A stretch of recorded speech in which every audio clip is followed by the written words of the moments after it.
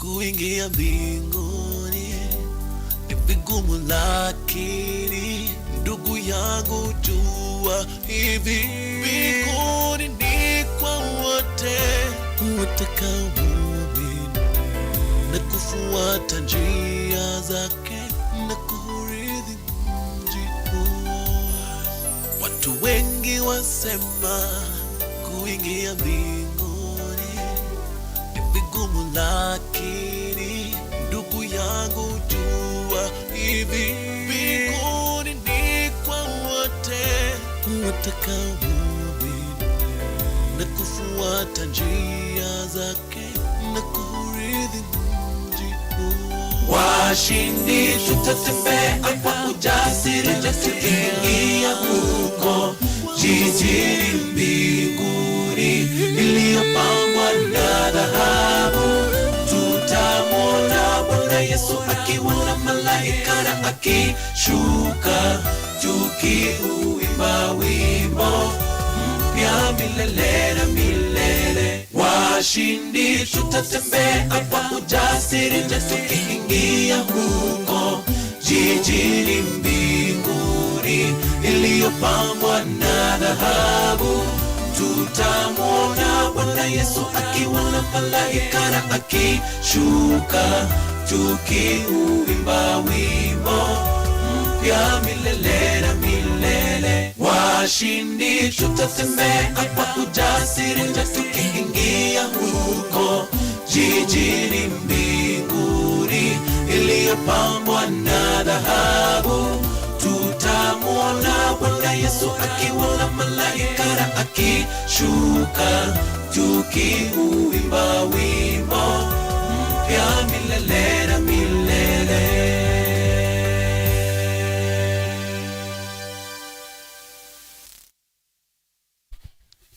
Stacy Cherono 3 White 14974. Unaitwa kwa afro sahi. Stacy Cherono 3 White.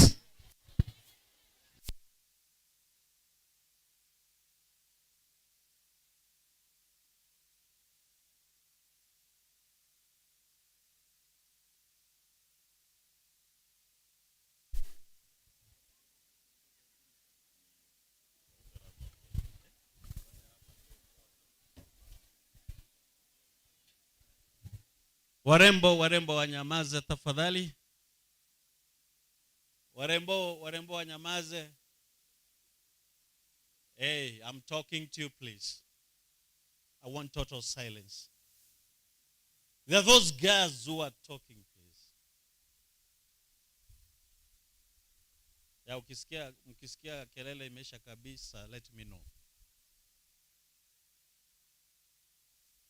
Na kuna watu wanaongea hapa chini na nakataa.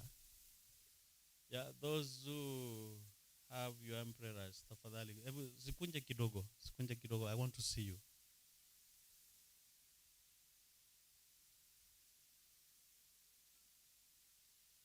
Yeah, can the prefects please get to who are making noise and bring them to me?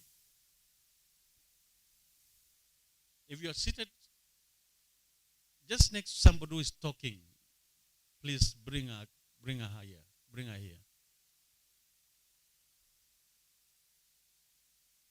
Nyinyi vile mnavyoona hii jua ni ya kawaida ama ni ya mvua?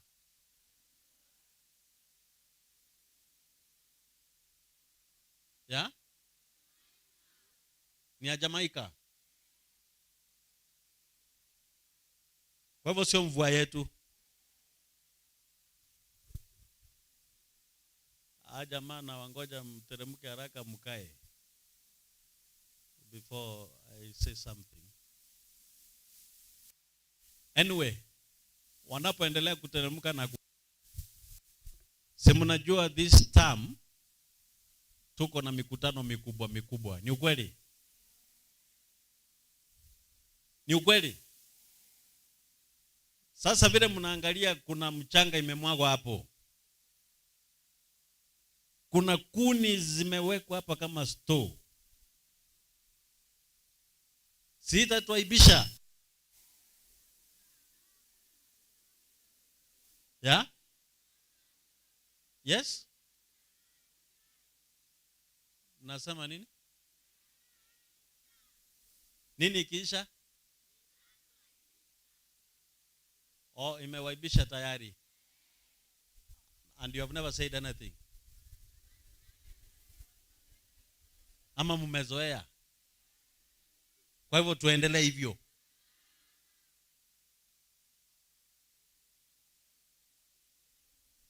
Si hata wageni wanatushangaa. Si wangeficha kidogo hata kutoka chini.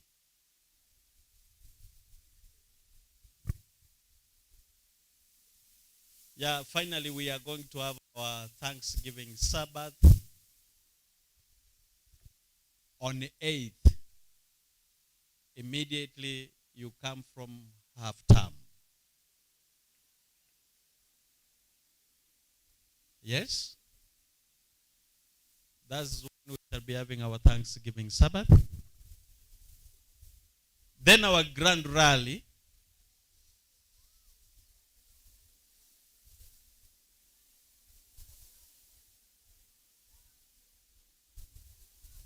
Our grand rally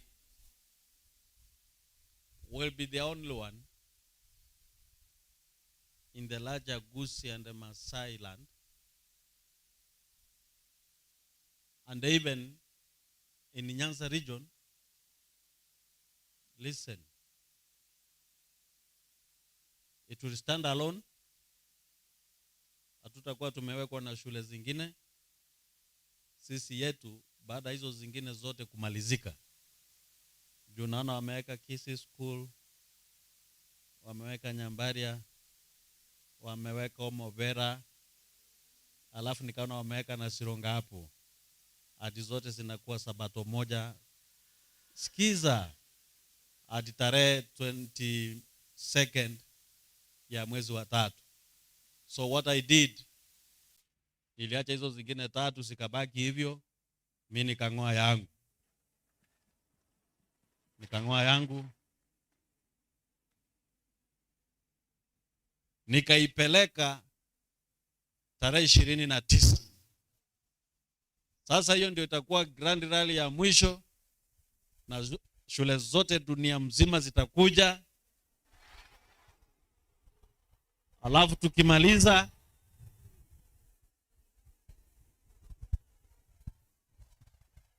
vile tukimaliza the following week mwende nyumbani.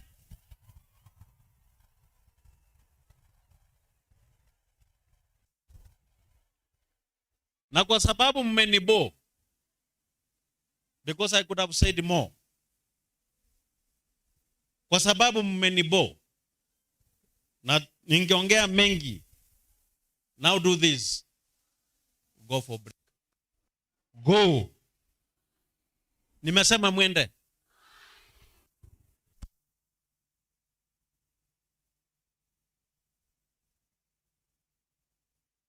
Glamela, mkutane nyuma ya tent.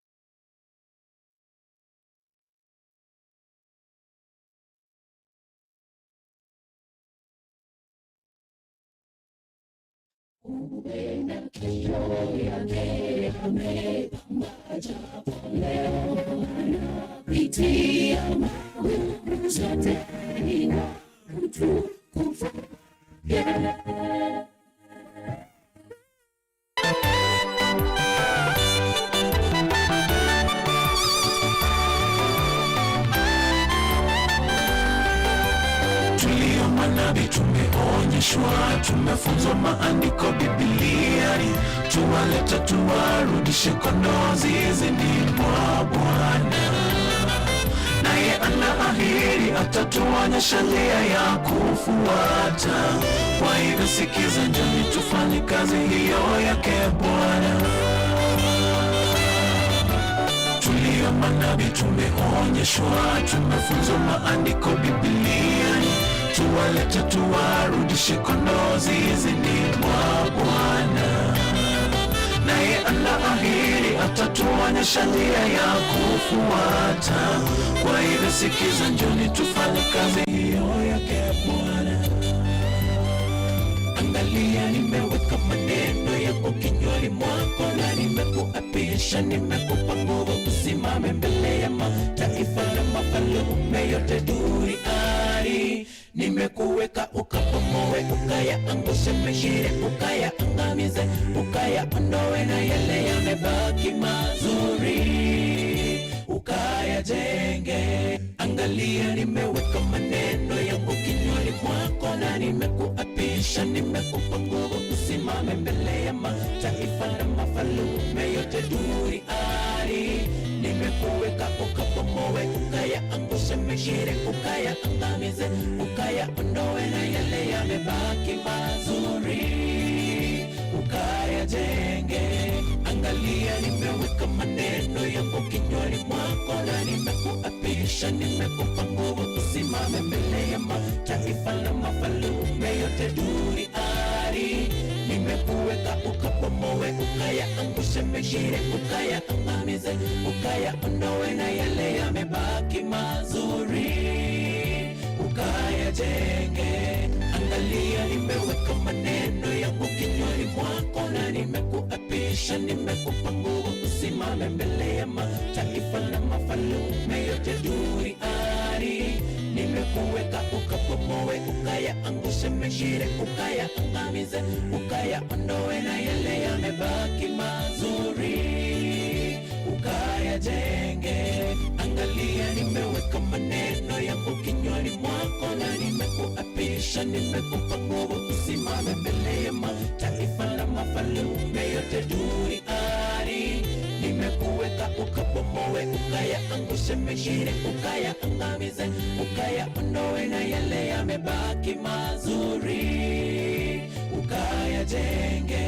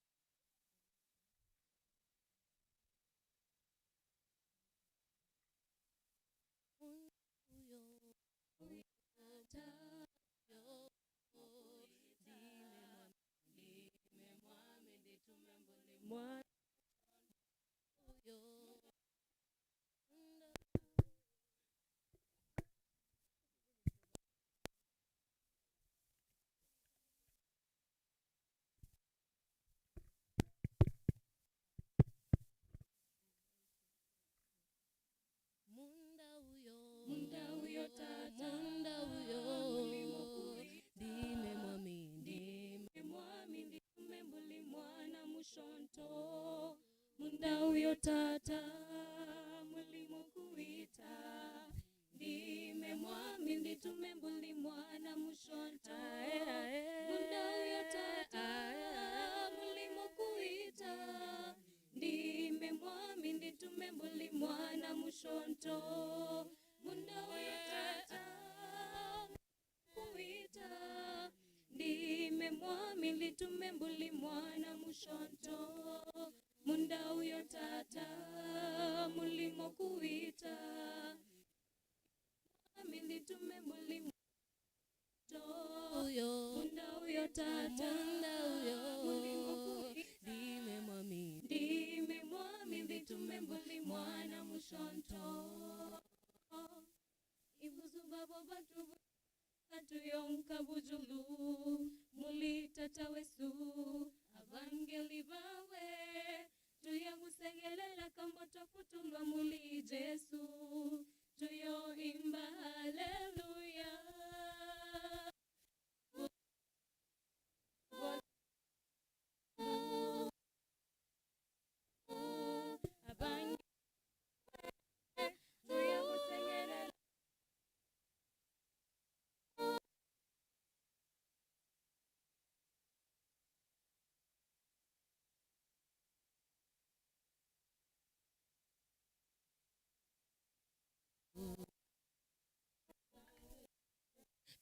kusegela kama chakutunga Yesu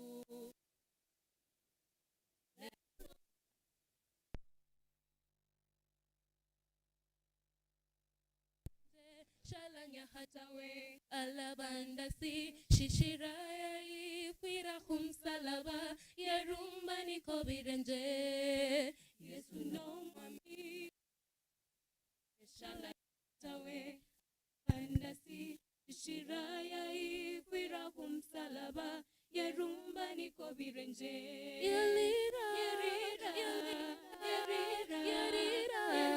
kumsalaba mami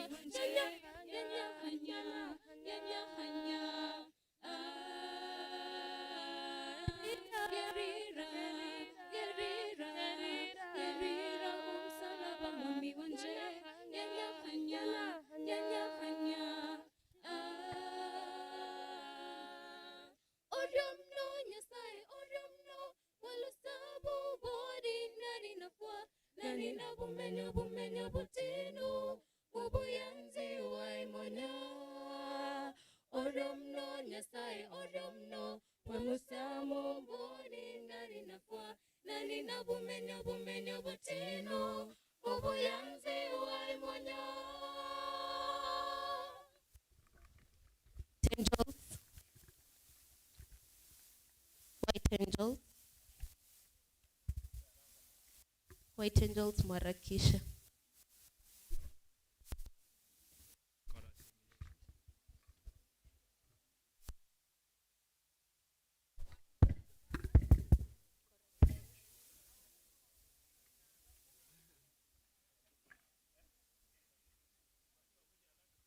White angels mwarakisha. Happy Sabbath. Happy Sabbath. Happy day. Happy Sabbath. Happy day.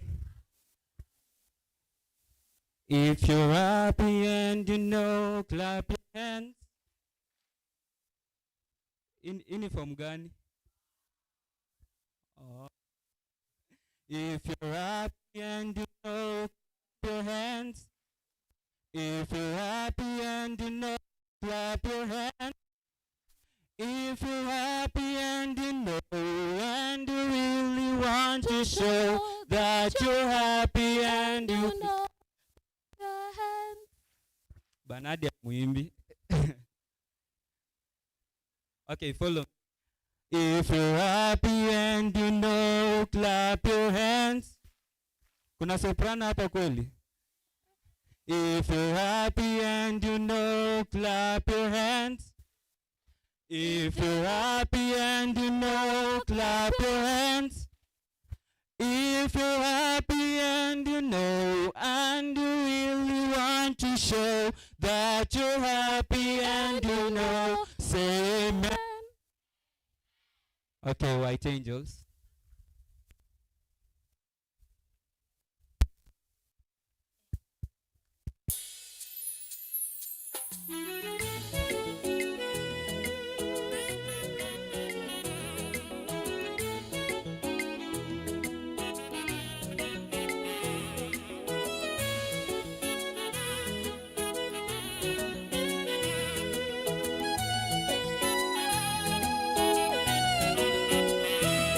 Ni mengi sitaweza kueleza ametenda, nikikumbuka yote na dondokwa na machozi.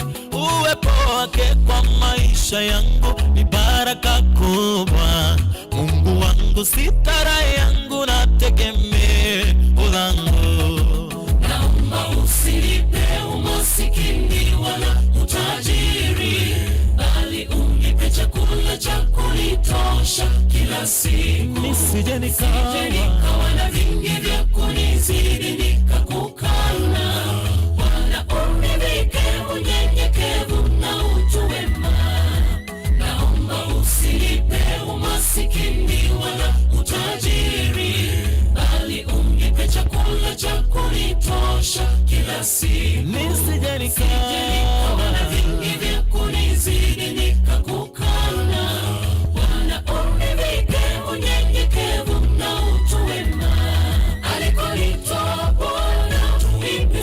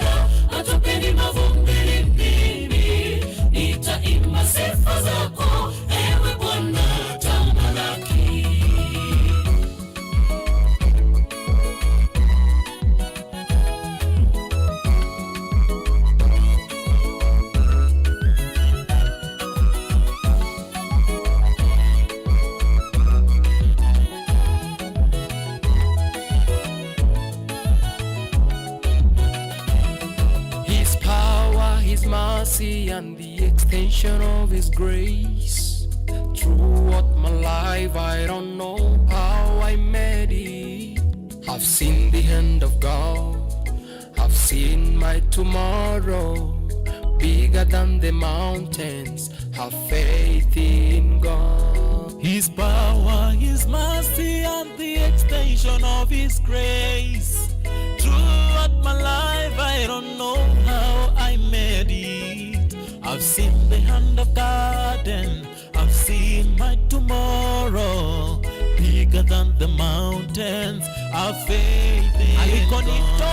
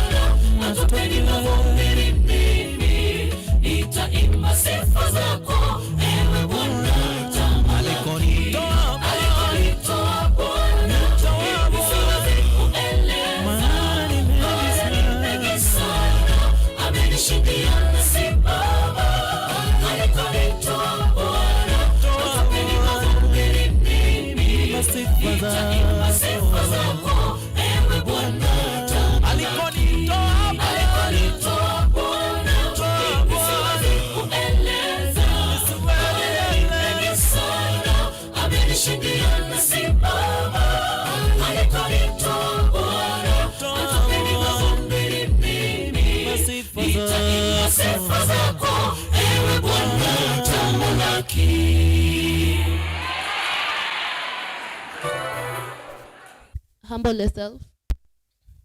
Humble yourself before God. We want to pray. Our kind and loving Master, we come before you this time. Thank you for the song session you've had. Into the next session, may your will be in our lives now and forevermore. For it is in Jesus' name I pray.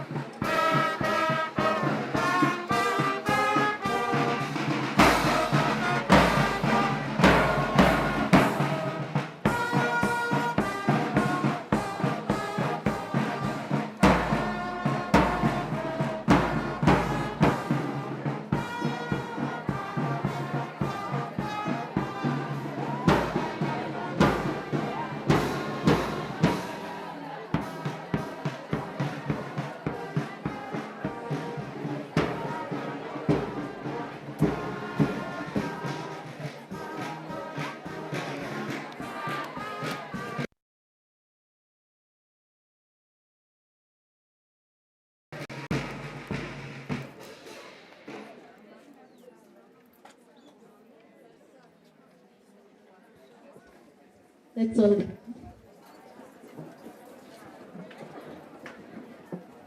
We are standing on holy ground, and know that angels all around.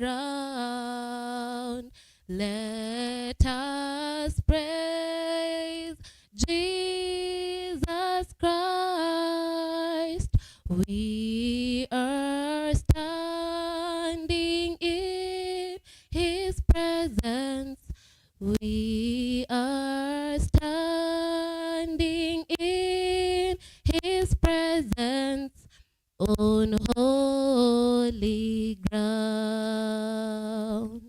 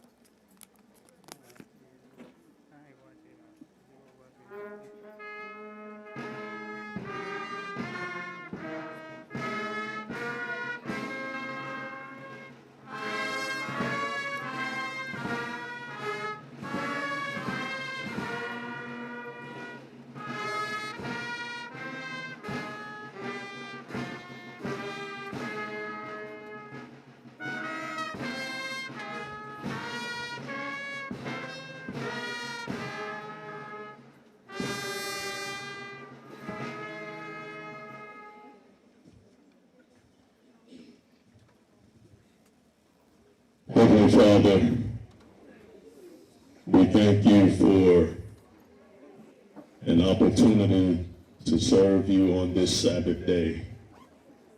And I pray, Lord, that this service will be a blessing unto your name as we encourage these young queens to rise up to the greatness that you have bestowed upon them. I submit this Sabbath day service to you through your Son, our Messiah, our Lord and Savior, Jesus Christ. Amen.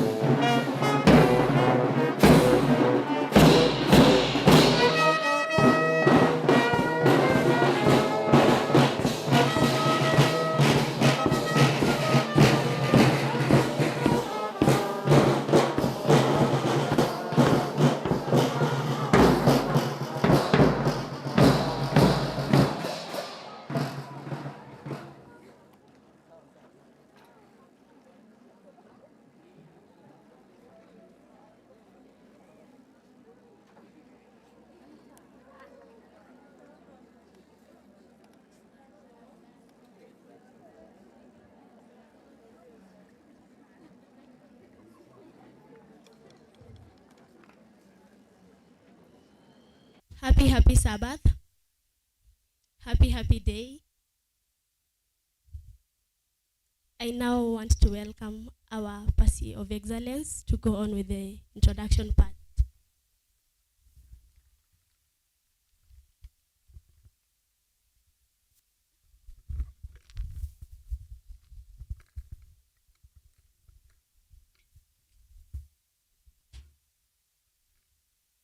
Wish that we can have total silence.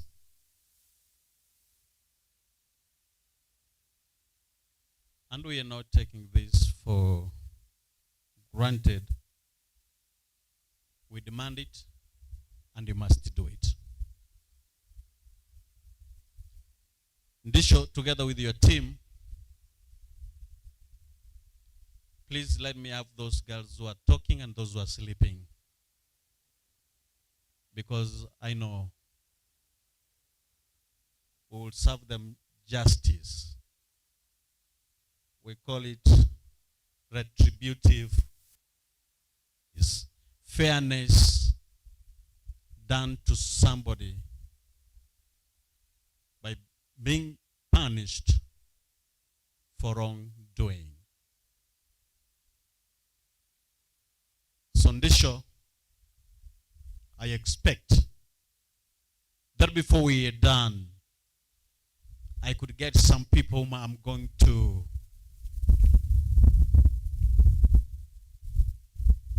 give retributive justice with lots of love.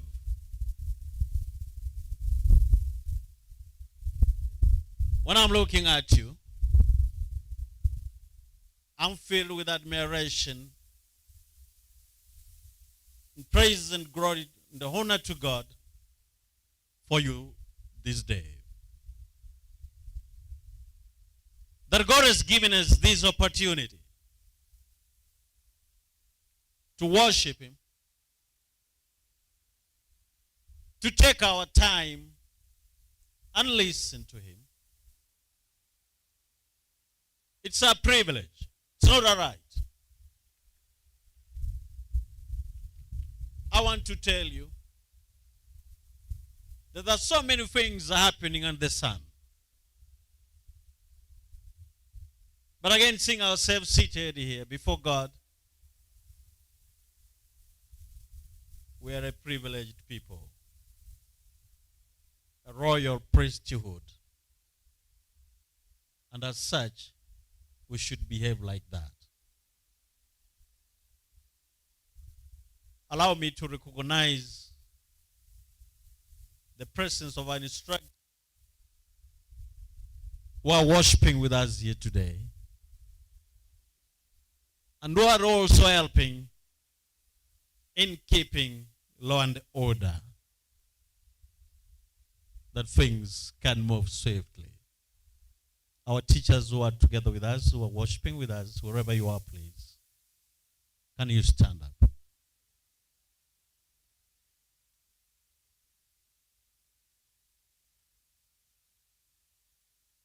Yeah, Mr. Buya, it is a long time that you said hi to these girls.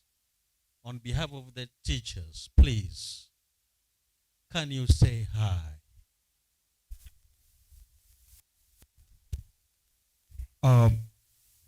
Thank you so much, Pasi. And before I greet you, and I'm going to do it in a very simple way, I'll request on behalf of the teachers on duty that you do what is expected of you in church. We may use the term please, but it is not a weakness on our part. So please, wherever you are seated, Ndishu, we started it very early in the day, and we know how far we've gone in keeping law and order. Don't play around, especially now when we have guests. I don't want to say as much because you know what I can say. But since morning, I have been feeling a lot of love in the air. The term love, so much used in the world and so much misunderstood. Please enjoy being in church and feel the love. And on behalf of all the teachers, good afternoon, church.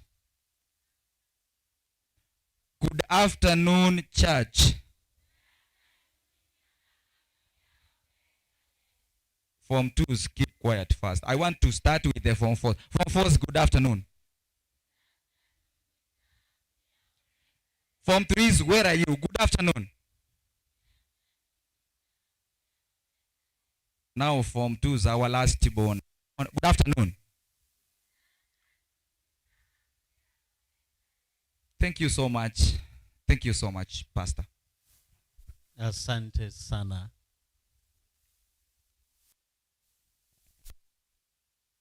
Thank you. Also in the house,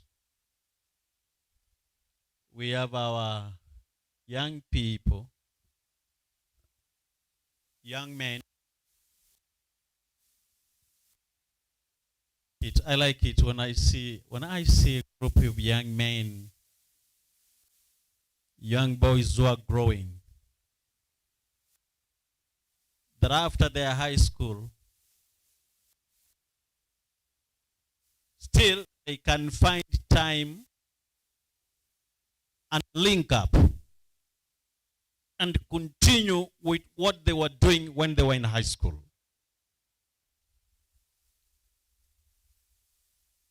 That is that name, I don't know, followers what? For Christ? Yeah? Yeah? Followers of Christ.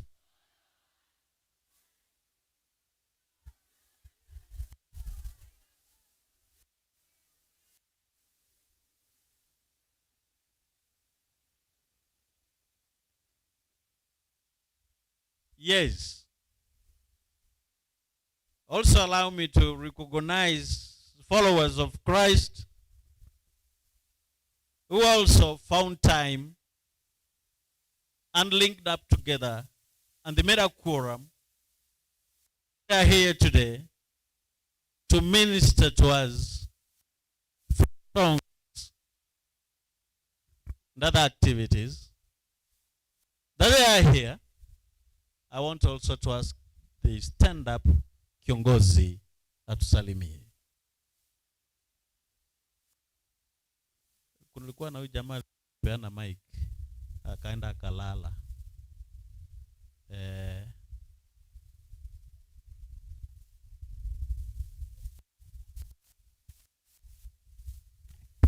Happy Sabbath.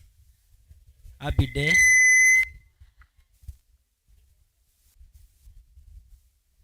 Happy Sabbath.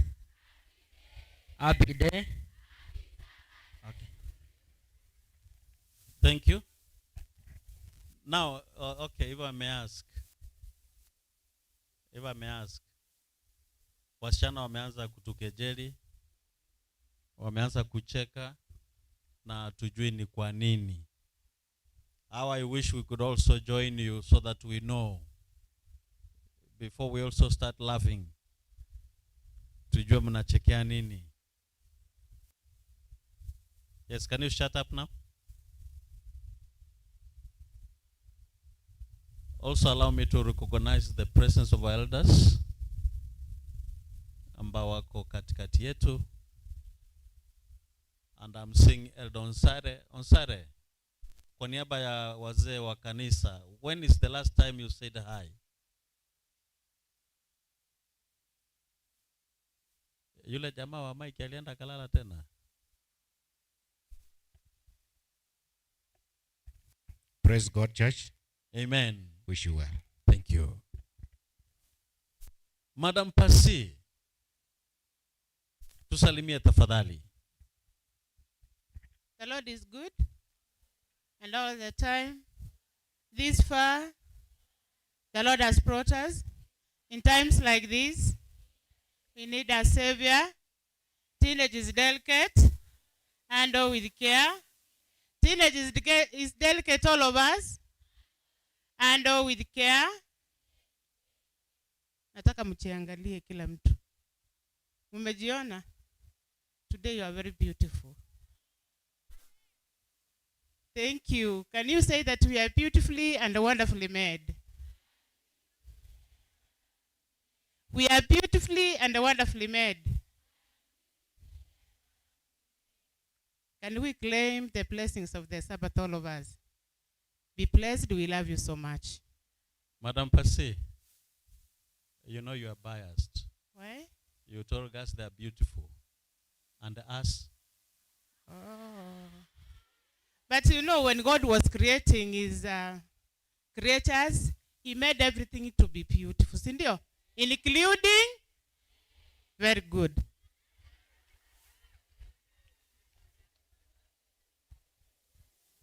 tumekula huu. Anyway, we accept.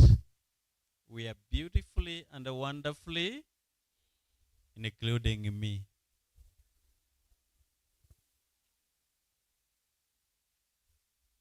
Hii vitu zingine mnaona kwa miili yetu, kama siku ingine jamaa amenirushia mpira kwenda kushuti, nikagonga mawe badala ya mpira. Sasa moja ya kidole yangu ya mguu sasa nikahesabiwa disability. No, don't feel sorry for me, because I'm okay, right? And made in the image of, wow. Also allow me, Isaiah, did you say hi to us?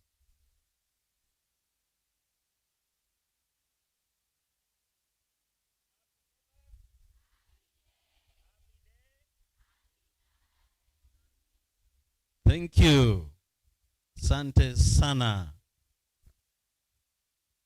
Now, I want to introduce the pulpit team.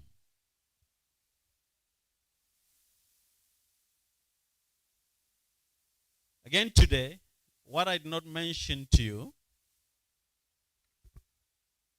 after lunch, we are going to have our guests from an organization called L.E International. This is an international group which mainly focuses on mentoring young people. It's a consortium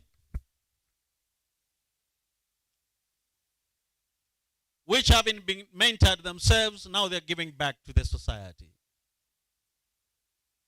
And I'm glad that today is our day, that we have the L.E International coming over to worship and talk to us today. Now, having that in mind, allow me to welcome Kelvin Nyamache, who is the leader of the L.E International. Atulete pia na wageni wale wengine ambao amekuja nao today.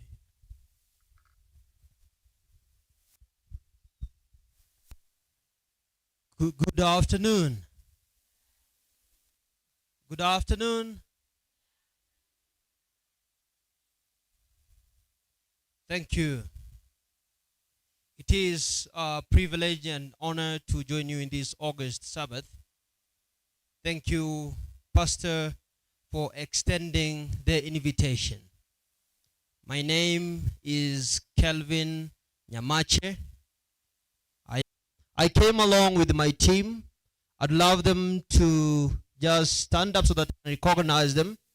Except the Minister of Wellness. The rest of us, please.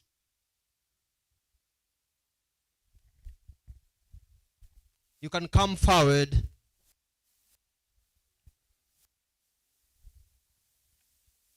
Yes, perhaps you can identify yourself so they can hear your voices. Good afternoon. I am Victoria Mopian. Happy Sabbath. Mopian. Mopian. It's a Maasai name. Yes. Happy Sabbath. Good afternoon. Good afternoon once again. I'm Lydia Wamboy. I work with Edulite. I'm the personal assistant to Mr. Kelvin Nyamache, and happy Sabbath.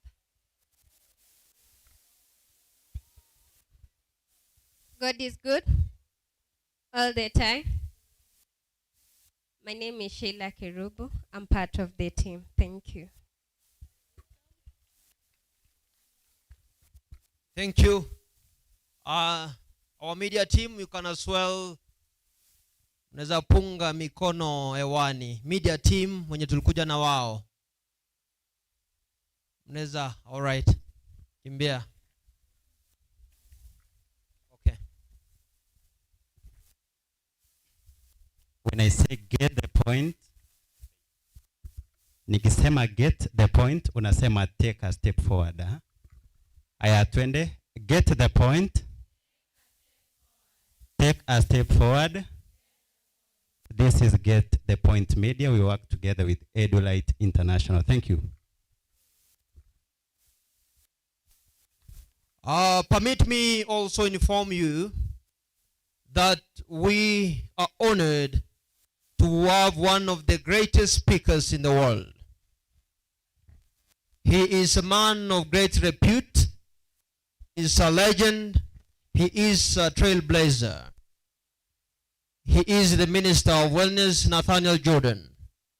He was born and bred in the United States of America.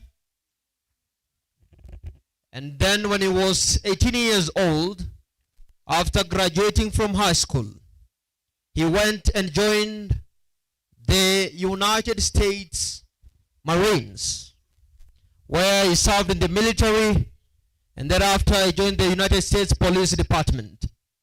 It is after serving the United States Police Department that he embarked on a journey of impacting the world, and he started this ministry, the Minister of Wellness Ministry. So he travels all over the world, and because he has a great passion, zeal, zest, and dedication to help young people, he is traveling and inspiring greatness. So he is here today. I also love to inform you that he has great passion in inspiring young people of Africa. His great-grandparents were taken to the United States in chains. They were beaten. They were harassed. Some were killed. They were taken to go and work as slaves. And then as a grandson, he was born in that lineage. He has come to remind us to embrace our Africanicity, to love ourselves, live the creed of our dreams, and be great right here in our souls. Thank you for listening. Thank you, Calvin. Thank you. God, these things are not working.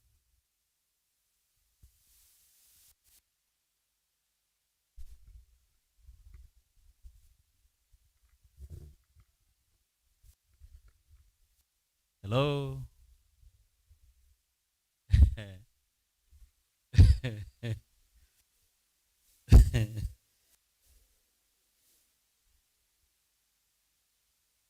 We have the Minister of Wellness.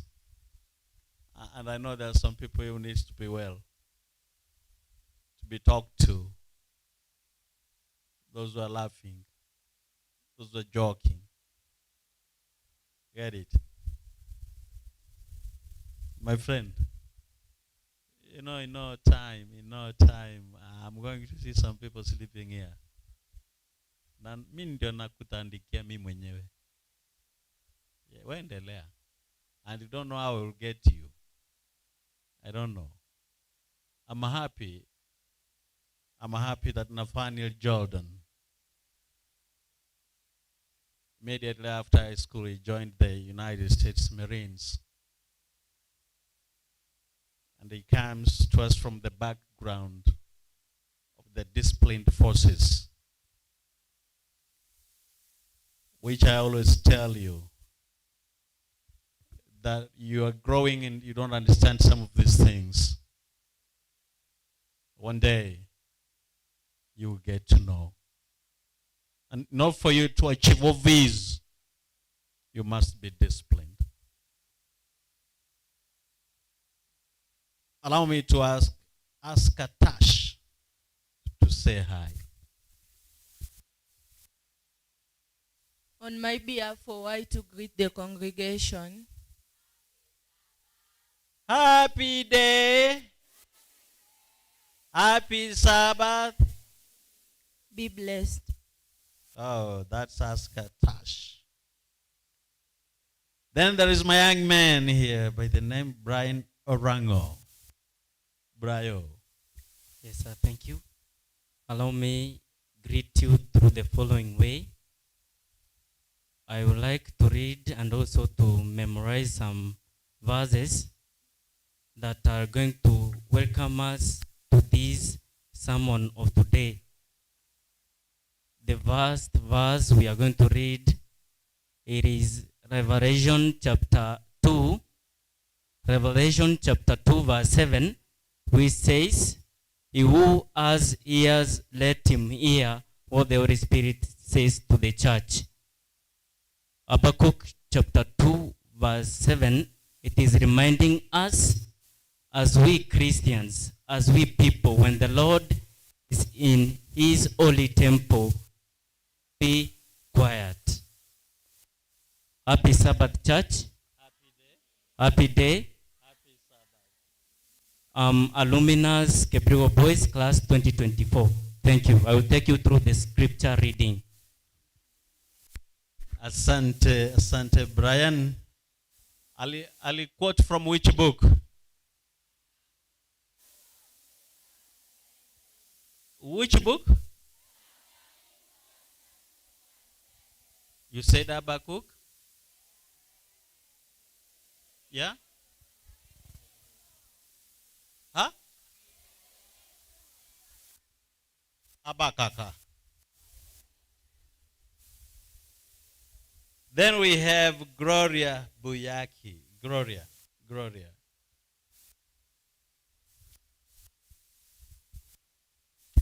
Happy Sabbath.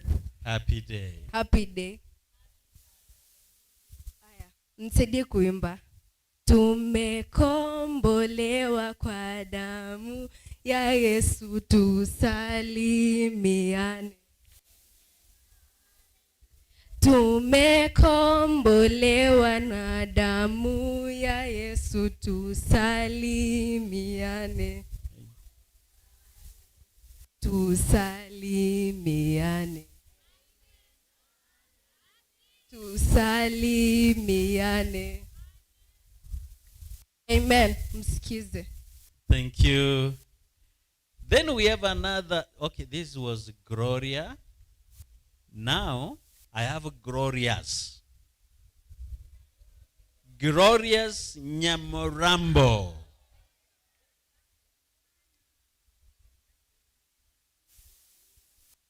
Nyamorambo. I am happy today. So happy. In Jesus' name I am happy because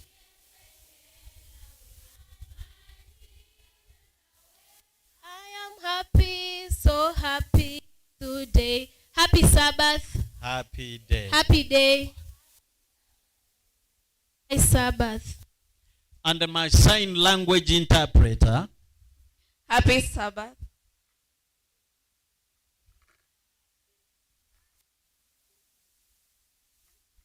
Okay, Bila Mokera. Bila Mokera in sign language?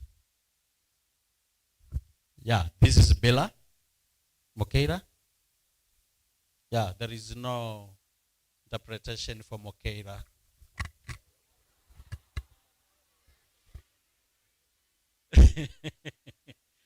All right. Yeah, Bila is like this.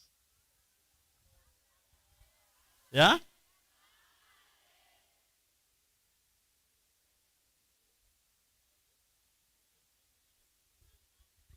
All right. Thank you. Now, will you allow me to leave the program run now? Thank you. Scripture reading.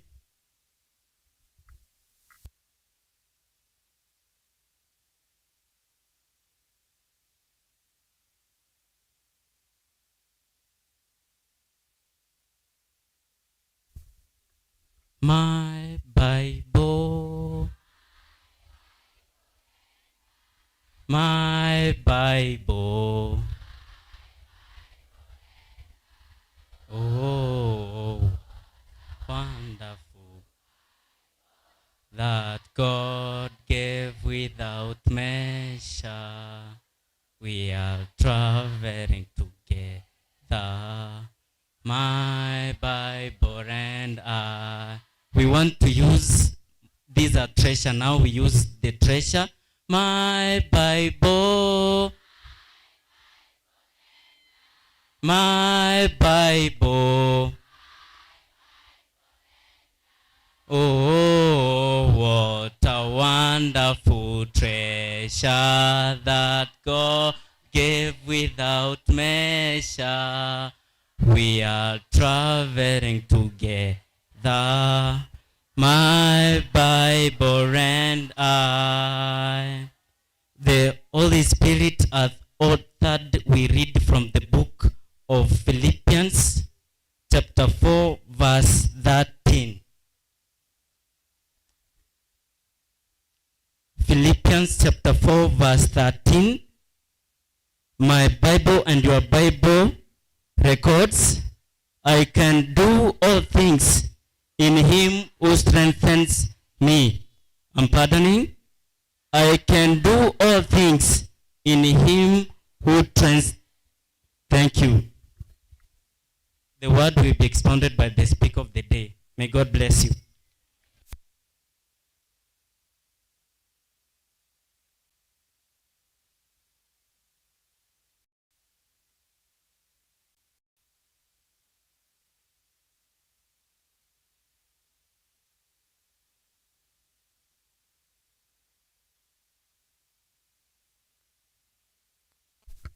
Let's all rise up with song number 241 from the help of our choristers.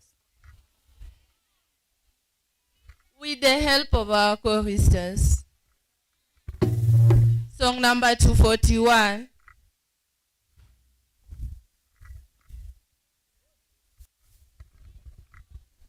Bado kuna msichana amekaa. 241. You are taking so long to stand up, my friends.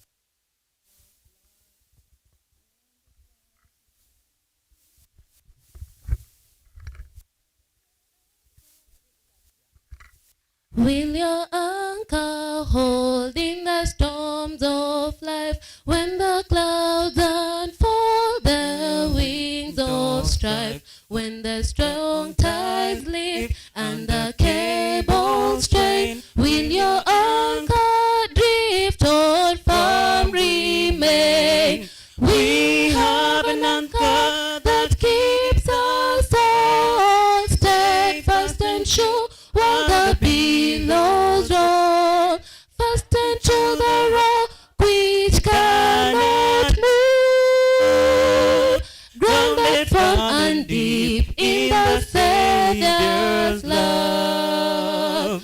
Will your anchor hold in the straits of fear when the breakers roar and the reef is near, while the surges rev and the wild winds blow? Shall the angry waves then your back overflow? We have an anchor that keeps us all steadfast and sure while the billows roll, fastened to the rock which cannot move, grounded firm and deep in the Savior's love.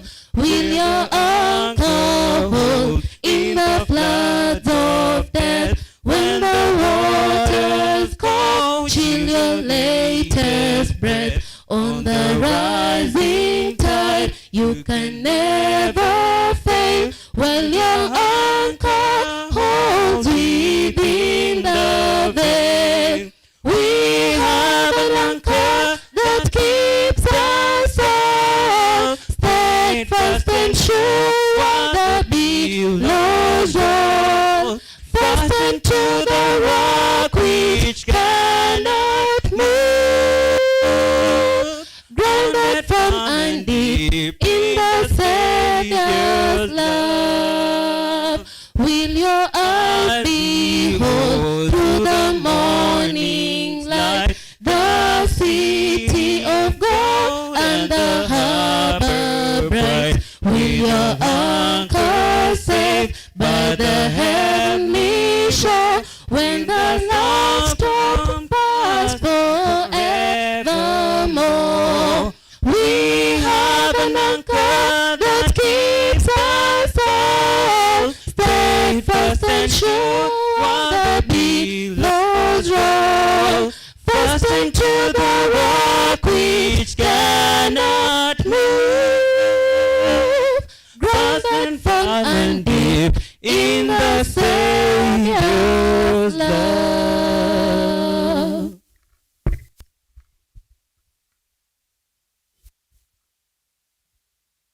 Let's bow low and pray. O God in heaven, we come before you once more. We thank you for the blessings. We are sinners, forgive us, Lord. Father in heaven, you know each and every one of us. You know that we aspire to be. You know that which bedevils us. May you listen to our silent prayers, and may your will be done. O Lord, I remember our country, the political skullduggery that is currently wreaking havoc, that which is making our country plod in a ditch. May you give the leaders of this country the wisdom you gave King Solomon, so that they learn the nitty-gritties of leading a great country such as Kenya. The world is also not forgotten. A lot is happening. Tectonic forces are shifting politically. May they not affect us in a way that will be catastrophic. I remember those who are sick in hospitals and in custodies. Stretch your hand, mighty Lord, put it in their shoulders, and heal them in your mighty name. Now, as we envisage to hearken to the sermon that you have prepared for us through the Minister of Wellness, Nathaniel Jordan, may your angels be amongst us. Incline our ears to understanding and allow us to write them in the tablets of our hearts. This is our humble prayer in Jesus' name.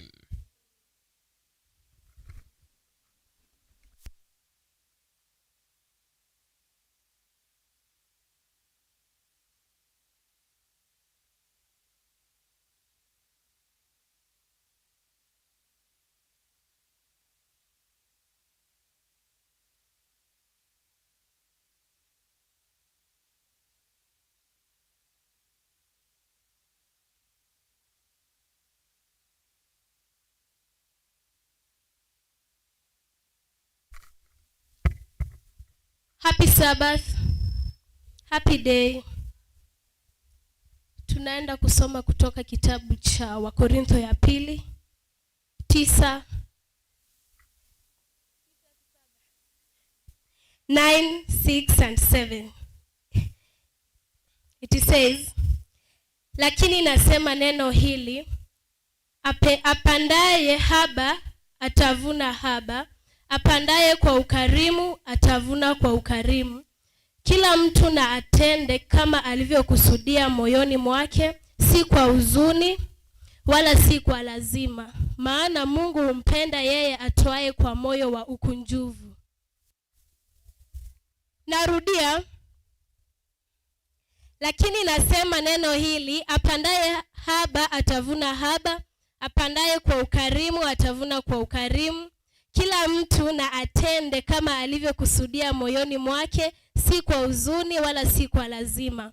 Maana Mungu humpenda yeye atoaye kwa moyo wa ukunjufu. Asante. Tunaomba. Mtakatifu Mungu, tunakuja mbele zako wakati huu. Tutakapoenda kutoa sadaka, tunaomba uweze kutuongoza. In Jesus' name I pray. Amen. Wale ambao wanatusaidia kukusanya sadaka na wakaribisha.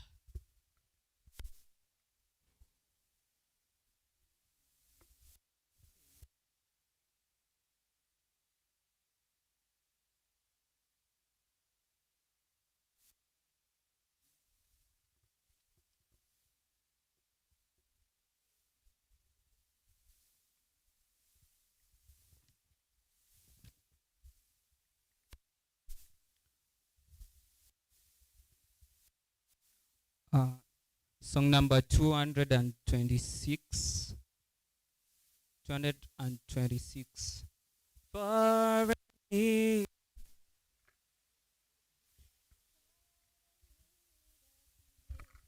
For I need the fields are teeming with the waves of ripened grain. For I need the gold is gleaming, oh, the sun is low and plain. Lord of harvest, send forth reapers, Lord, to thee we cry.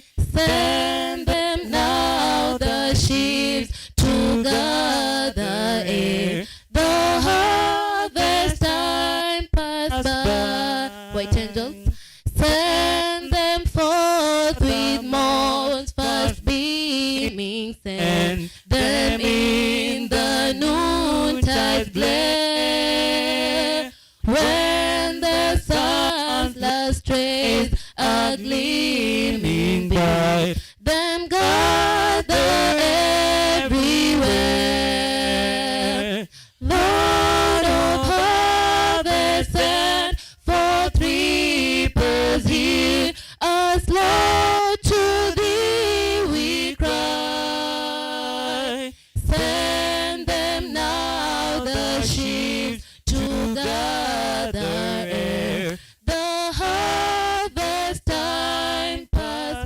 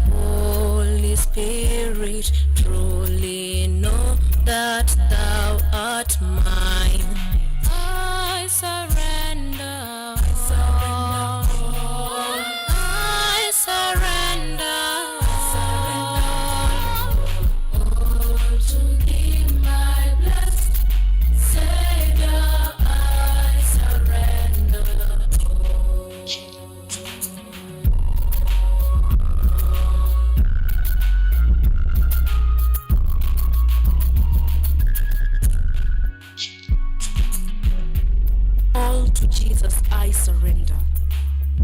Now I feel the sacred flame. All the joy of full salvation. Glory, glory to his name. Amen.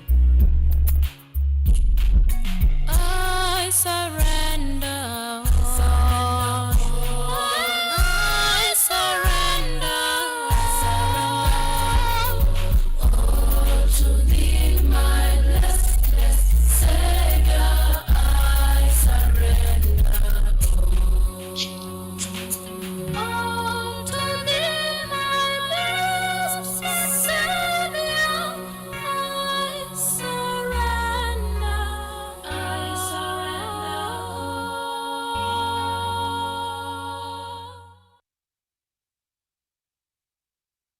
I'm going to show you how to get your stomach slim and trim.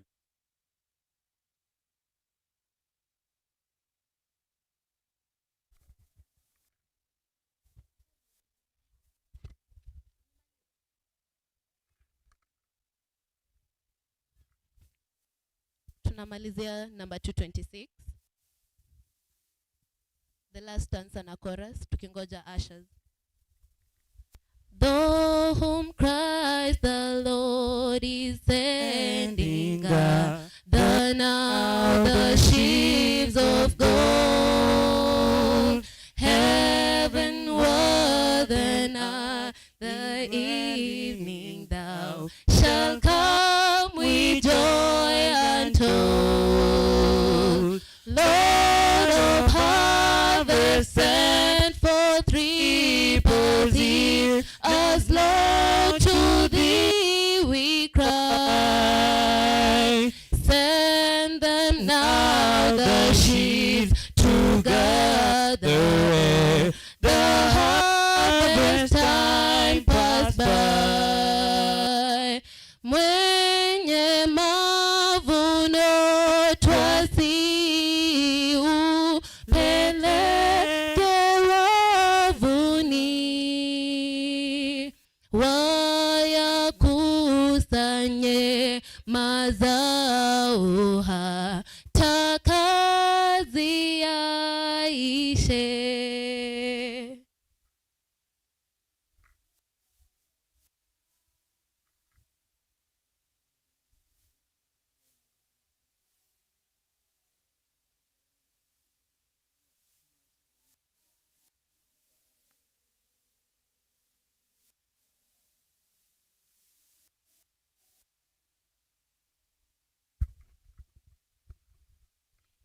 Mali yako sasa Bwana tunatoa,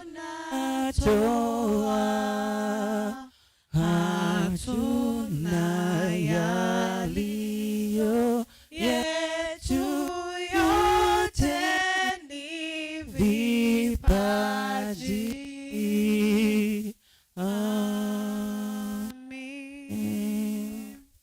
Heads for a word of prayer. Our kind and everlasting Master, King of glory, come before you, say thank you for this day. Thank you for this mighty Sabbath, Almighty Father. For those who are able to give out their offerings, may you bless them. For those who are not able, may they be able next Sabbath. We thank you and glorify your name. Amen.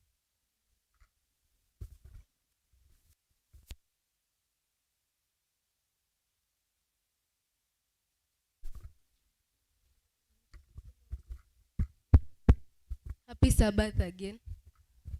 Happy day. So it's a special time. We want to welcome the followers of Christ for a special item. Welcome.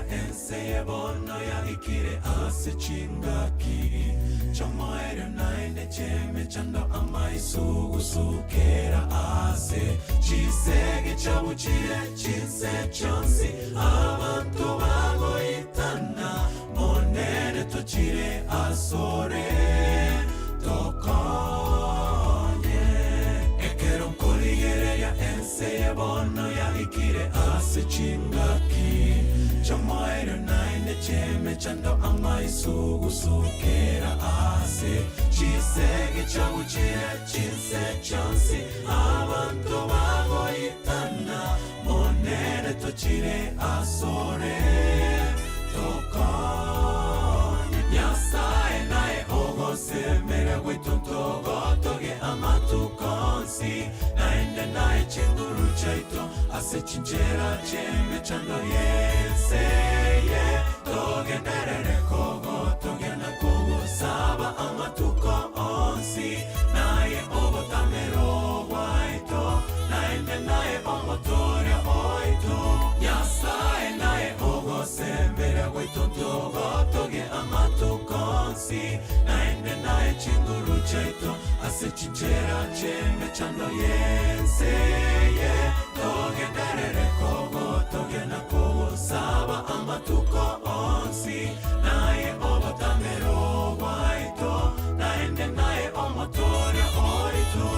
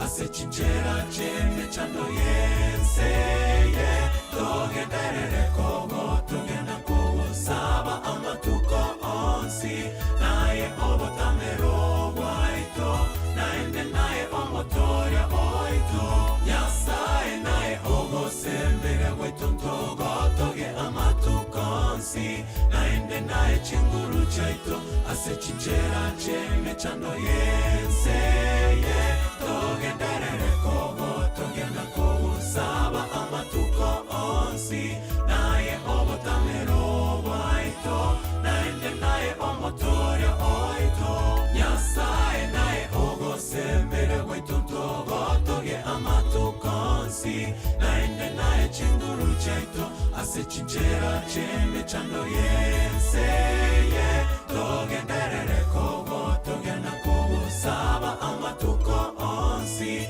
naye obotamero waito naende naye omotoria oito nyasaye naye ogosembere gwitontogotoge amatuko onsi naende naye chinguru chaito ase chinjera cheme chando yenseye togenderere kogotoge na kogosaba amatuko onsi naye obotamero waito naende naye omotoria oito.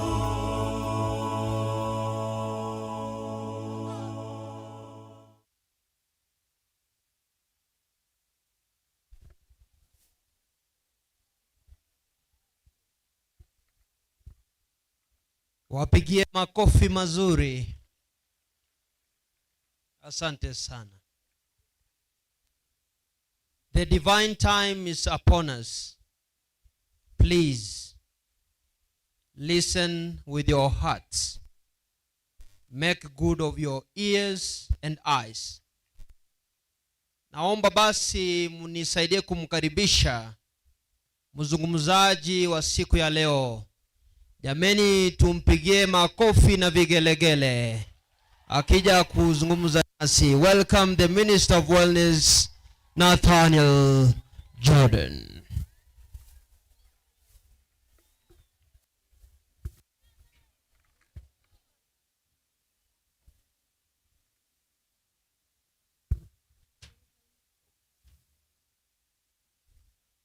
Happy Sabbath. Happy day. On behalf of the great and almighty God and creator of all,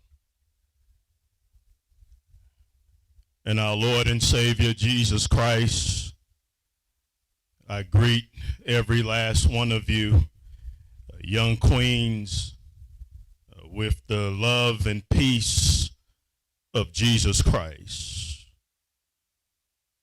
I'm thankful to my brother and my dear friend, Kelvin Naimachi, the CEO of Edulite, and also you all's future president of Kenya, for inviting me and putting this together for me to have the honor to speak with you all today. And the reason why I say that Kelvin Naimachi will be the future president of Kenya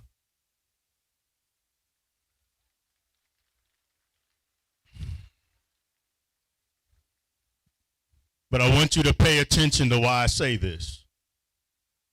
The reason why I say it is because he utilizes one of the keys to success.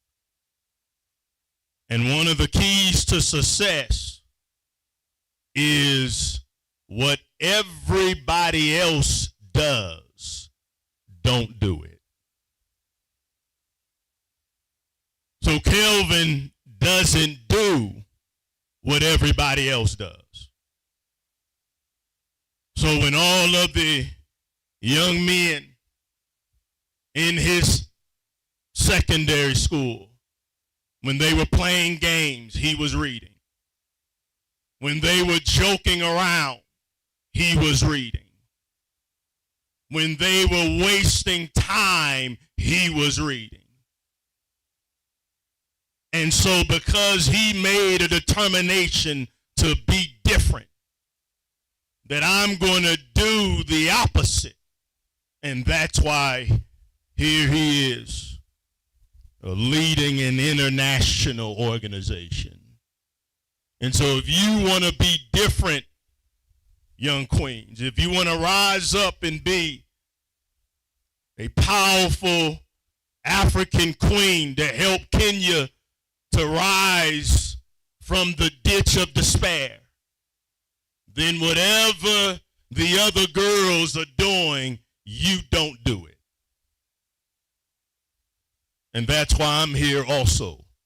That's why I am the only Black American man who travels all over Africa as the Minister of Wellness, because I applied those keys to success in my life.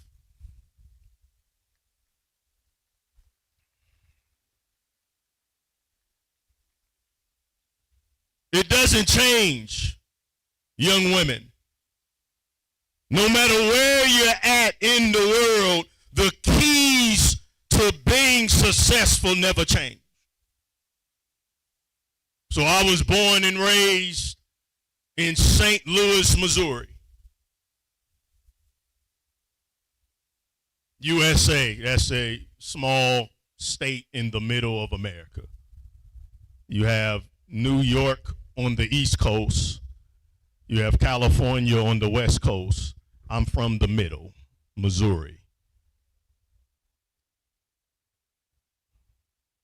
And when the Lord first called me to be the minister of wellness, and I could not even afford to travel outside of my city, and I used to speak to 3 people at a time, but I kept the faith. I stayed persistent. I continued to develop my knowledge through reading and writing. And now here 10 years later, and I'm able to travel all over the world using my gift to pull the greatness out of you. So it doesn't matter where you come from. It doesn't matter what your background is, what your family situation is. It does not matter. Your ability to lead a great life, your ability to be a powerful, virtuous woman, it depends on the choices you make during this time of your life. One of the fundamental pillars of success is the power of believing in yourself. God said in the book of Jeremiah, I have plans to prosper you, says the Lord. Did you know that? God has plans to prosper you, to give you hope, to give you a future. He gave you a gift, every last one of you. God has given you a gift so that you can serve others, serving the Lord by helping others. And as an African woman, you should never have disbelief in yourself, because you are the greatest women in the world, the African woman. You're the greatest because all life comes from you. All knowledge comes from Africa. So if you're struggling in science, if you're struggling in math, if you're struggling to read and struggling to write, then you need to, I come all the way from America to tell you that any knowledge or class that you are struggling with, you should take confidence in the fact that that knowledge came from Africa. There would be no reading without Africa. There would be no writing without Africa. There would be no science without Africa. There would be no physics without Africa. So you have everything you need. God has given you the intelligence to rise above any challenge that you're facing with your study. And the African woman is also the most beautiful of all women.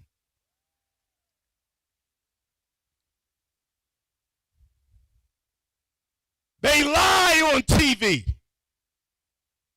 They lie in these magazines because they want you to hate yourself. As Kelvin said, I've traveled and all over the world. And I'm here to tell you today, my young queens, that although I've seen the beauties of Mount Everest and I've seen the Great Canyon, and even though I've traversed the Great Wall of China and I've seen the valleys and the hills and all the beautiful skies of God's creation, there is nothing and no one on this earth more beautiful than the African woman.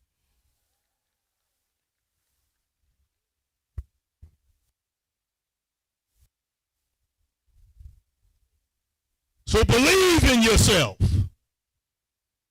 Many young African women are failing in life because of a lack of belief in your own potential.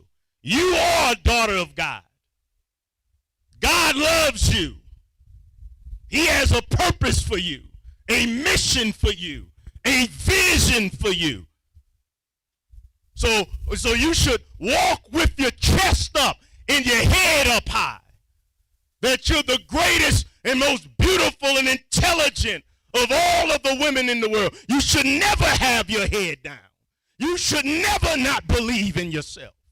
You should never have low self-esteem.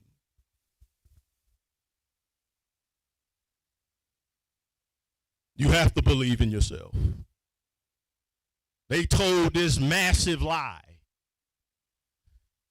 They told this massive lie to us in America, and now they've spread this lie to you all, telling these lies. They turned everything white into something good and everything black into something bad. Well, I'm here traveling all around Africa to correct that error. No, young queen, you look at yourself in the mirror every single day before class starts, and you say to yourself, I'm black and I'm beautiful. I'm black and I'm proud.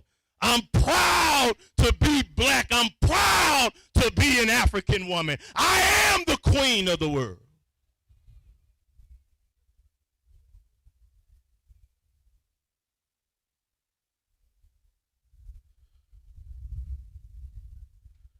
When I joined the United States Marines,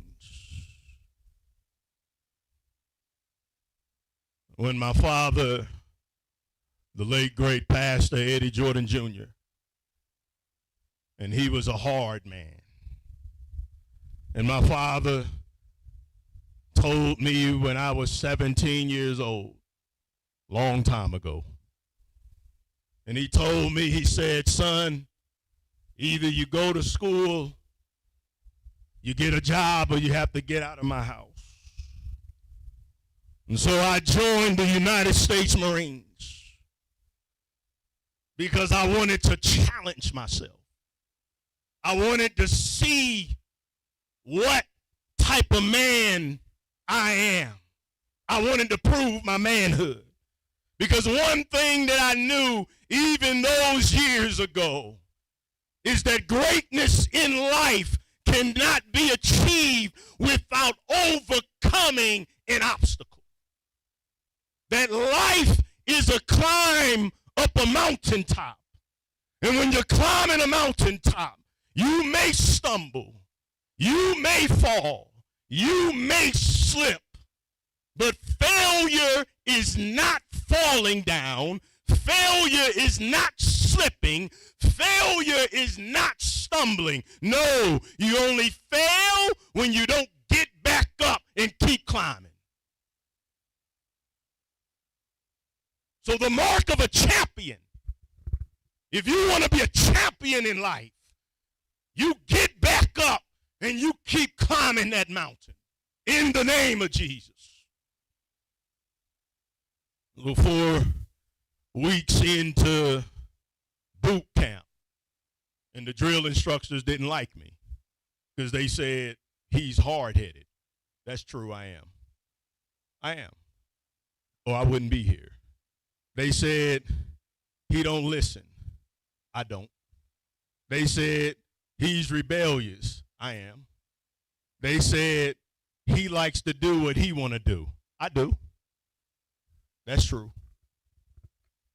That's one of the keys to success. You just have to know how to balance it. But you don't achieve any great man that you see, that's a great, great man, trust me, they're hard-headed. They want to do things their way.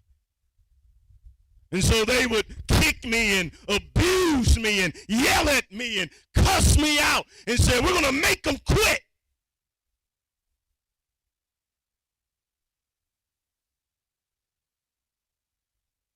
My God, it looks like I woke the bees up.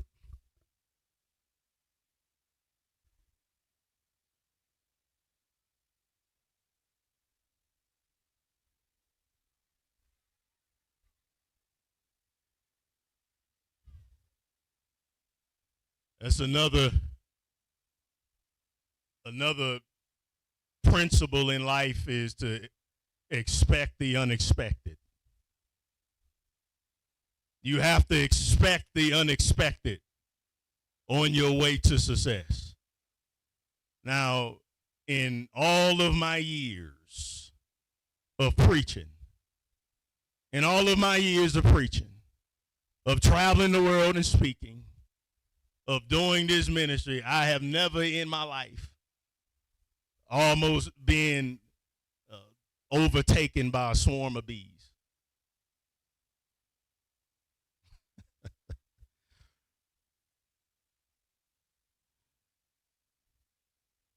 And so the drill instructors tried to break me. The drill instructors wanted to make me quit.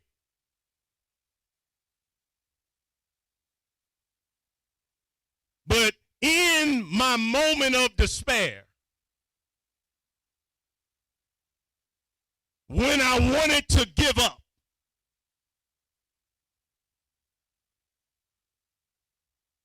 I know we have a distraction now.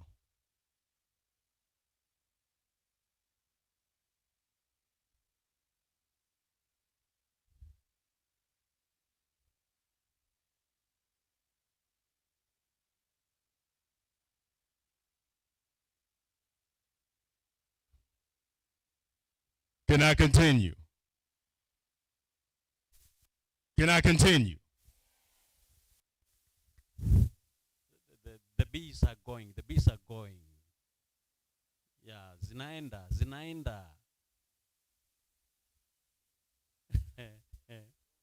Yeah, zinaenda. Good. Right. They have a very good coordination.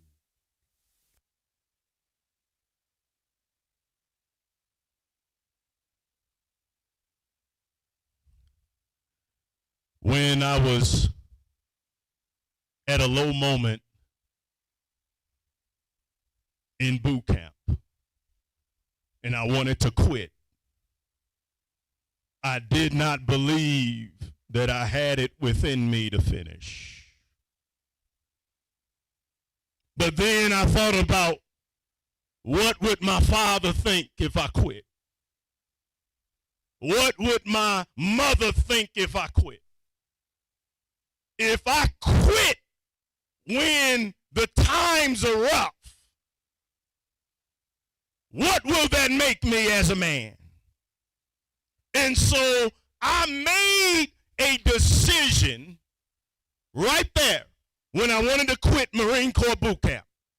I made a decision, and this is one of the keys to success.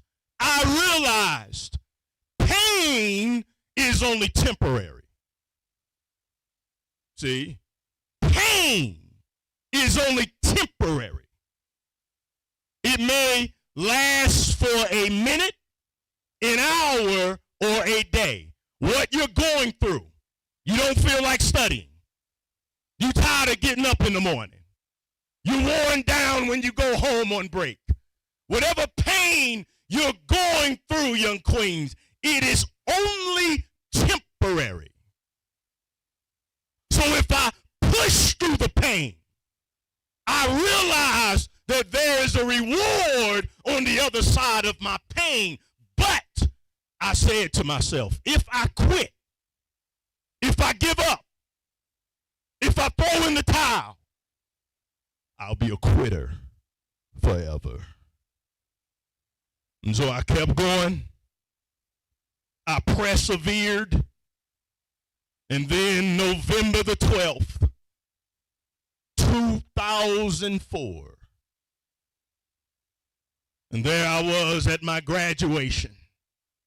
And the very drill instructor who kicked me, the very drill instructor who hit me, who tried to break me, he had to come up to me. And he had to shake my hand and say, "Congratulations. You are a United States Marines." And my father was right there in the audience. Philippians 4:3.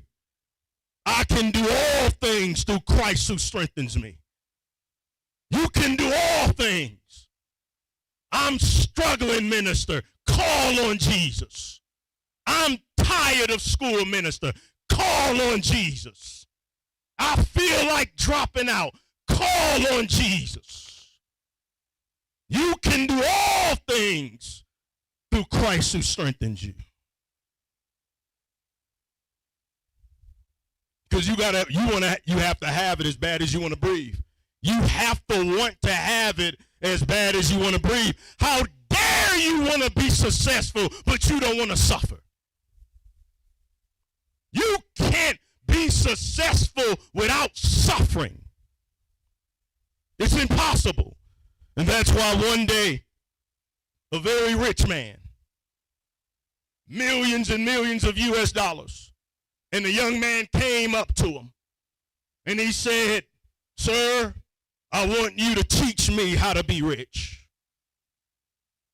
And so the guru said, "Meet me on the beach tomorrow morning and I'll teach you how to be rich." So the young man showed up to the beach and the guru told him to walk out in the water. Now the young man is thinking, this man is crazy. I want to learn how to be rich. I want to make money. I want a big old house. I want an expensive car. I didn't come out here to learn how to swim. What's going on? The guru said, I said walk out in the water. And so he walked out in the water. And he walked so far out that the guru took his head and pushed his head in the water. And the young man was flailing his arms, begging for mercy. And the guru raised him up. And the young man was breathing hard. And he said, "Why did you do that, sir? What does this have to do with being rich?" And the guru told him, it's only when you want to succeed as bad as you want to breathe, then you'll be successful. How bad do you want it? You must refuse to settle for mediocrity. You must refuse to have friends that don't support your dreams. What goals do you have for your life? What do you want to accomplish? What do you want to be? What do you want to do? Write it down. And only have friends in your life who will support your goal. My goal as the minister of wellness, that I will not stop preaching until I preach all of the poverty out of Africa. I will not stop preaching until you rise to your greatness, young African queen. I will not stop preaching until all cancer is gone from Africa.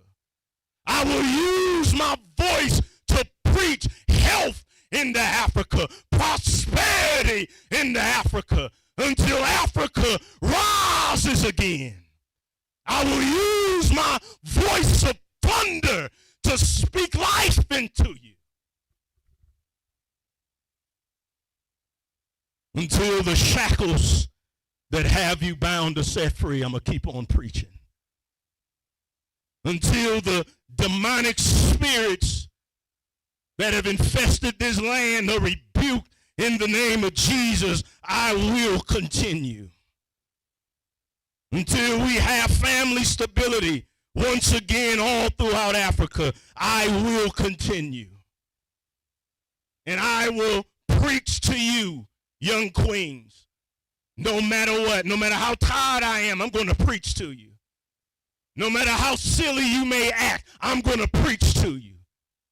No matter how much you may not appreciate me, I'm going to preach to you. I'm going to give every ounce of myself so that you can live again. And I will give to you and give to you and give to you until one day when I'm long gone, your great-great-grandchildren will speak of the minister of wellness, Nathaniel Jordan. Proverbs 23:7. As a man thinketh in his heart, so is he. Focus in academics. And I'm coming to an end. Focus in academics. Your education is a weapon. Many of you all are wasting your time. Your parents are paying hard-earned money for you to be here. And you're playing around, wasting time. You're going to regret it. The decisions you make now is the determination of your future. It is your passport to freedom, to success, and endless possibilities. I don't care how poor your family is. Education can change your destiny. Number 4, keys to success, the power of resilience. So you should have wrote down, I know I went over about 7 of them. You should have wrote down the power of believing in yourself. Number 2 was the power of positive thinking. And then number 3, the power of focus in academics. And I want you to do good in school. Don't be like me. I suffered many years being hard-headed in school. Thank God I love to read. Thank God I love to write. But you study hard. It's a blessing to be in this school. It's a blessing to have the teachers you have. It's a blessing that you can hear what your teachers are teaching you. It's a blessing that you have a brain to learn. It's a blessing that you have eyes to see. Be grateful of the gift that God has given you to learn. So stop playing around and wasting your high school years. 2 Timothy 2:15, study to show thyself approved unto God a workman that needed not be ashamed. And then finally, the power of resilience. The power of resilience. All of you all should read the story of Esther. You all should read the story of Esther. A powerful story about the resilience of a great woman. A simple girl who rose to be a queen because of her resilience and her self-belief. You have 2 types of women in the world. You have rocks, you have rubies. And beyond the ruby, you have diamonds. Look out in the ground, young queens. What do you see? Rocks. Rocks are everywhere. How much money can I get for this rock? How much money can I get for that rock? What about the big one? Can you get money for the big one? No, a rock is a rock. But a diamond. A diamond. You find a diamond, you have found something rare and special. I want all of you to be diamonds. But to become a diamond, you have to separate yourself from the rock by committing your life to Jesus, by working hard, by doing what other girls won't do, by overcoming challenges, keeping your sexual purity. This is how you rise up and become a diamond. We need more diamonds in Africa. We need diamonds to mentor these young girls prostituting themselves. I need you to be a diamond to help to end the homosexual agenda in Kenya. I need you to be a diamond so that you can be a great wife to a righteous king, a great mother to you all's children. And you're going to have to use resilience. You're going to have to fight. You're going to have to push. And so I leave you with Joshua chapter 1, verse 9. Be strong and courageous. Be strong and courageous, young queens. Whatever you're going through in life, God will see you through. There's nothing you're going through that God will not see you through. So be strong. Be courageous. Take responsibility for your life. If I see you in 10 years and you in Mombasa with a short, and you in Mombasa trying to sell your body for money. If I see you in Mombasa, accept responsibility for your decisions. Accept it.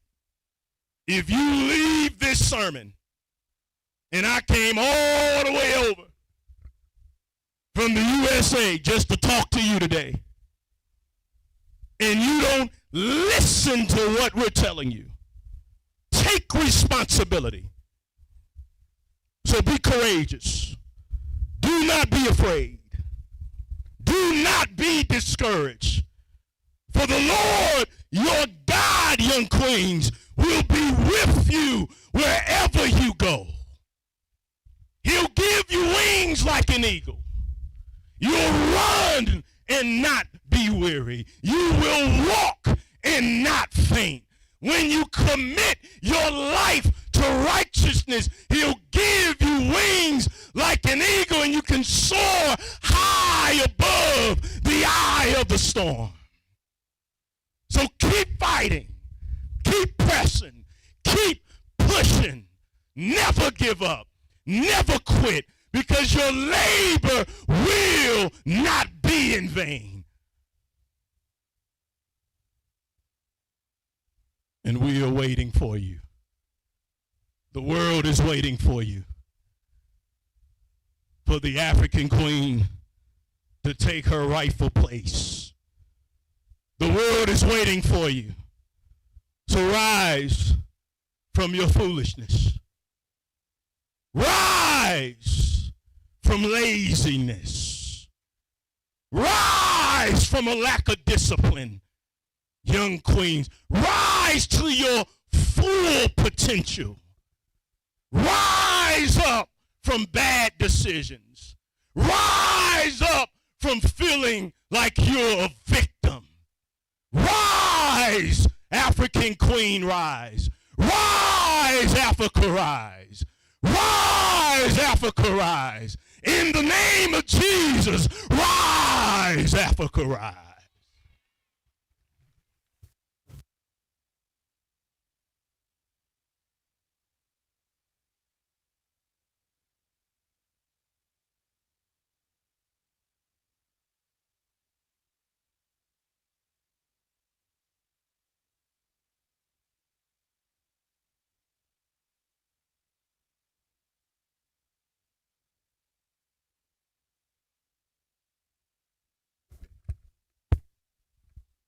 Good afternoon, African queens. God is good, and all the time.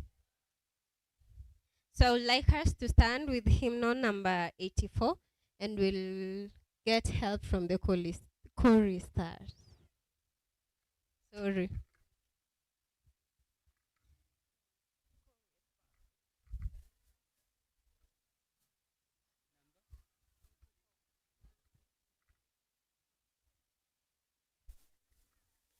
Just as I am without one plea, but that thy blood was shed for me, and that thou bidst me come to thee, O Lamb of God. I come, I come, just as I am, and waiting not to rid my soul of one dark Lord, to thee whose blood can cleanse its spot, O Lamb of God. I come, I come, just as I am, though tossed about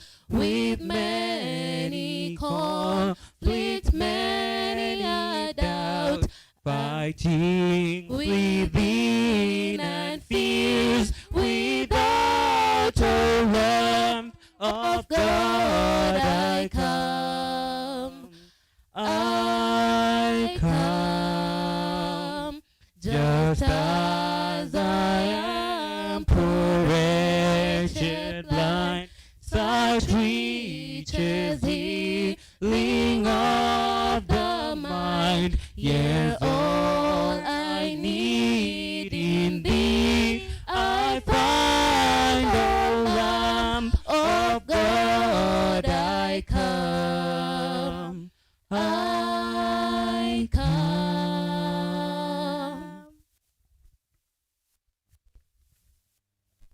Let's pray. Our Father who art in heaven, we come before you just as we are. Prince of Peace, mighty Father, wonderful Counselor, the Alpha and the Omega. We come before the throne of mercy this moment, asking for forgiveness for all the iniquities that we've committed, through our minds, through our thoughts. Lord, may you cleanse us. May you write our names in the book of life, so that on your second coming we may be found worthy. Lord, we thank you for this day. We thank you for the gift of the Sabbath that you set aside so that we can congregate together and be reminded of your goodness and fellowship together. Lord, we thank you for the speaker of today. We thank you for the message that we've received. Oh Lord, my Father, may we not only be the hearers of the word, but the doers of the word. And for the students, dear Father, we pray for academic breakthrough. We pray for financial breakthrough to the parents. Every soul represented here, Lord, may you listen to our needs. May you meet us at our points of need, dear Father. As we're waiting for the afternoon session, may you lead us. May your grace abound in us always. I pray this, trusting and believing in Jesus' name.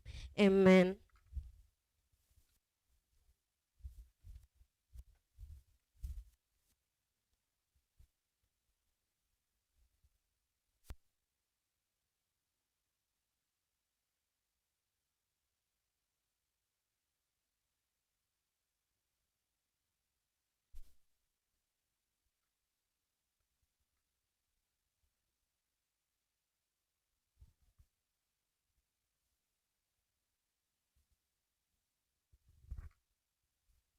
Sharolina to Green, kuja wane Mr. Isaac hapa technical bench.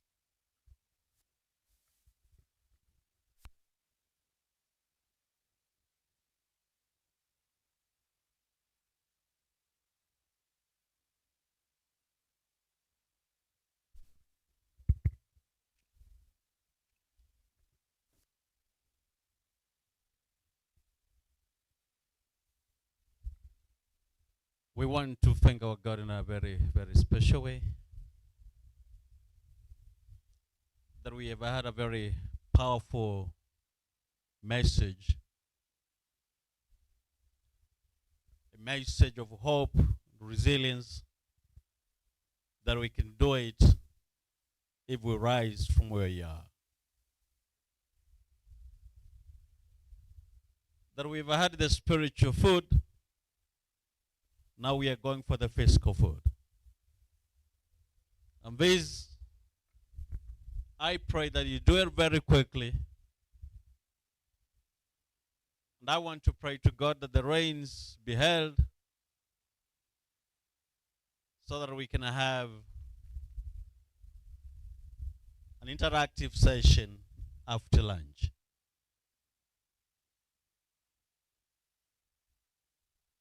Ya, leo tulitembelewa na nyuki.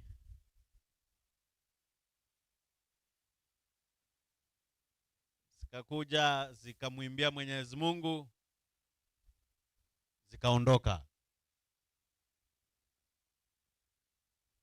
Now, can I get one of you to come and pray for food?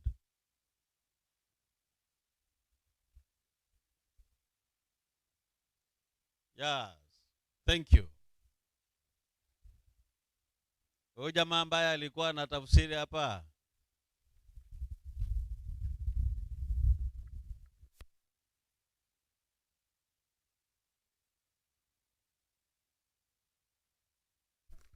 Ya, kwa sababu wa jamaa wamekuja hapa wawili, mmoja ataomba kwa lugha ya Kijaluo na mwingine kwa lugha ya Kikusi. Wataombea chakula. So Kelvin, you'll be translating to, no. Tell him we are going to pray in local languages for food. Yeah.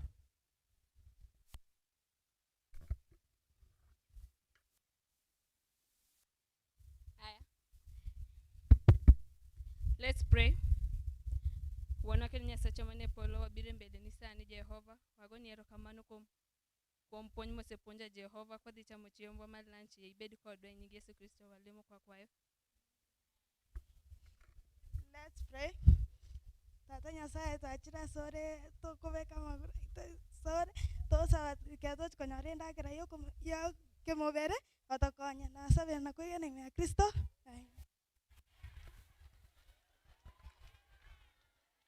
Thank you. Thank you. Asante. Sasa tufanye hivi. Tufanye hivi my friends.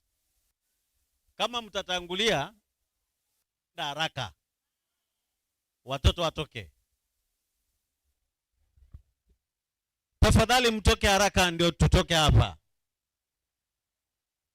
And he said unto them, Go ye into all the world and preach the gospel to every creature. Listen, learn, be inspired. Welcome to our channel to Get the Point. Get the point. Get the point. Get the point. Get the point. Take a step forward. We are thrilled to bring our vibrant worship direct to you. Join us online for heartfelt worship, inspiring sermons, and enriching fellowship. Connect our community as we celebrate faith, love, unity, and grow together in spirit. Stay connected by following us on our social media accounts. Get the Point on YouTube, Get the Point on Facebook, and follow us on TikTok at Get the Point and Instagram, Get the Point.